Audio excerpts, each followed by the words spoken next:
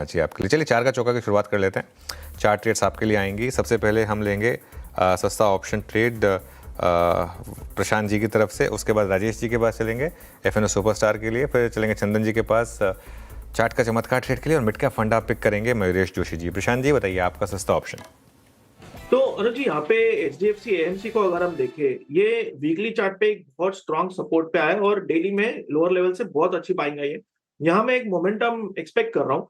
तो इसकी जो 5,550 5,550 स्ट्राइक प्राइस की जो कॉल ऑप्शन करीबन 130 पे ट्रेड करिए।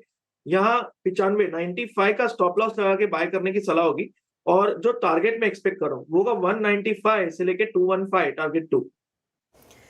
एचडीएफसी एएमसी 5,550 का कॉल लेना है और आपको शानदार रैलीज पूरे स्पेस में देखने को मिल रही है। एफएनओ सुपरस्टार के लिए राजेश सातपुते जी के पास चलते हैं। राजेश जी बताइए आपका एफएनओ सुपरस्टार।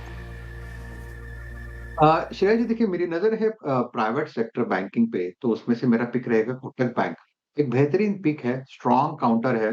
कल का इसका चार्ट अच्छा था, आज यहाँ पे फॉलो थ्रू मिल रहा है इनिशियल प्रॉफिट टेकिंग के बाद।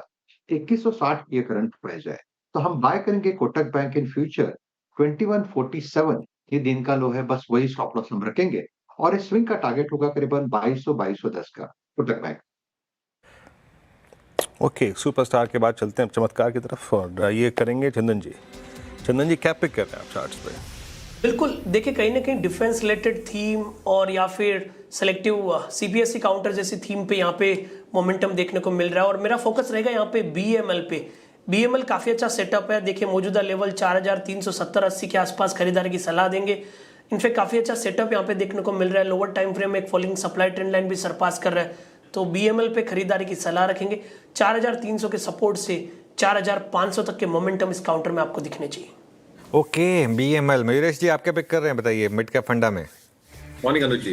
वेल्सपन कॉर्प, ये मुझे हमें काफी पसंद आ रहे हैं मार्केट्स में इंडिया में। दोनों आई थिंक जो एक गवर्नमेंट केपेक्स है, ये अच्छा खासा रिवाइव होना चाहिए सेकंड हाफ में, और इसलिए आई थिंक इनकी जो ऑर्डर बुक है यहाँ पे एक सिग्निफिकेंट इजाफा देखने मिल सकता है। In fact even in international order book वहां पे जो आई थिंक एग्जीक्यूशन हो सकता है वो काफी सिग्निफिकेंट हो सकता है जो नंबर्स में देखा जाएगा।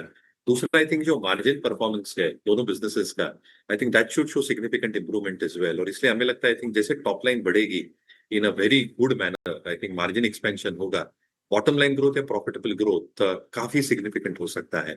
इनका जो सिंटेक्स का कारोबार है, I think they are expanding beyond storage tanks, और इसलिए आई थिंक जो एड्रेसेबल मार्केट साइज है, जो नए प्रोडक्ट्स इंट्रोड्यूस कर रहे हैं वैल्यू एडेड प्रोडक्ट्स, ये मार्जिन को और भी सपोर्टिव करेंगे। From a balance sheet perspective net cash है बैलेंस शीट के ऊपर, और इसलिए आई थिंक जो भी आई थिंक केपेक्स रिक्वायरमेंट्स रहती है, a large part of that is from internal accruals, और इसलिए रिटर्न रेशियोज में एक सिग्निफिकेंट इजाफा देखा जा सकता है अगले 2 या 3 वर्षों में। तो मुझे लगता है I think Welspun Corp rating ranking जैसे हम देखते हैं मार्केट्स में एक अच्छा विकल्प हो सकता है। ओके, वेल्सपन कॉर्प भी अच्छा लग रहा है मयूरेश जी को मिड कैप फंडा के लिए। 4 का चौका की शुरुआत की हमने सस्ता ऑप्शन के साथ। प्रशांत जी ने सुझाया एचडीएफसी एएमसी का आपको 5,550 का कॉल ऑप्शन लेना है। 215 तक के टारगेट एक्सपेक्टेड है। 95 का आपको स्टॉप लॉस मेंटेन करके चलना है। इसके अलावा एफएनओ सुपरस्टार के लिए राजेश सातपुते जी ने बैंकिंग स्पेस से ही चुना। कोटक महिंद्रा बैंक के फीचर्स में खरीदारी की राय उनकी तरफ से। 2,210 तक के टारगेट देख रहे हैं वो। स्टॉप लॉस 2,147 का मेंटेन करके चलना है। चार्ट का चमत्कार के लिए चंदन तापड़िया जी ने चुना बीईएमएल। 4,500 तक के टारगेट एक्सपेक्टेड है। 4,300 का आप स्टॉप लॉस मेंटेन करके चलिए। मिड कैप फंडा के लिए पसंद आ रहा है वेल्सपन कॉर्प मयूरेश जोशी जी को। यहाँ पे खरीदारी की राय लंबी